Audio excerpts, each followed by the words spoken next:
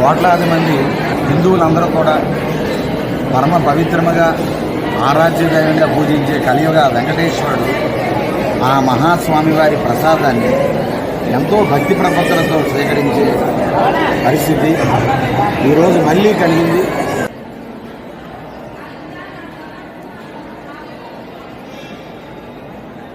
శుభ్రమైనటువంటి అన్నం, శుభ్రమైనటువంటి చక్కగా కూరలు, పెరుగు, మజ్జిగ అన్నీ కూడా.